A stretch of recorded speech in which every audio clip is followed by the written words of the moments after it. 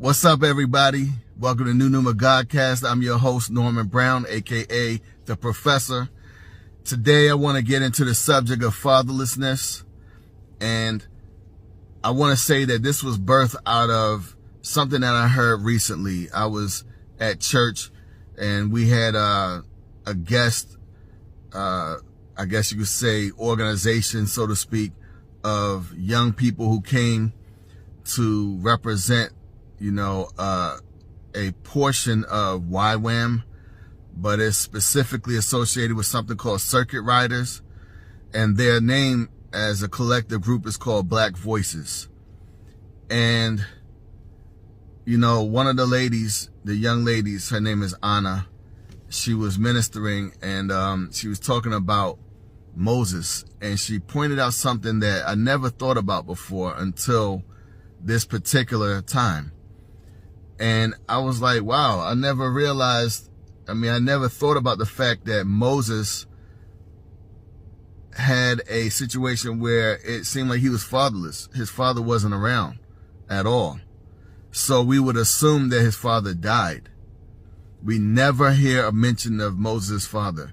But later on in his life, we do see him connect with Jethro, who became his father-in-law. And he started to tend the sheep of Jethro after he married his daughter, Zipporah.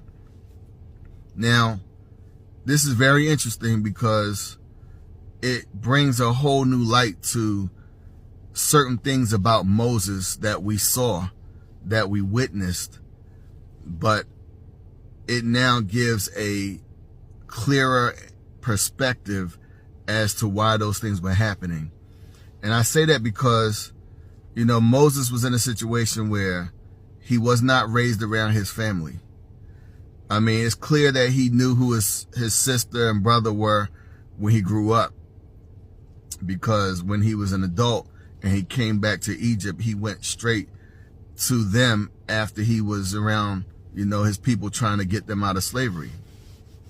But the other thing was the fact that when he came back to deliver his people from slavery, his brother Aaron was literally saying, he was going to be part of the whole situation as far as, being able to approach Pharaoh and being able to represent his people.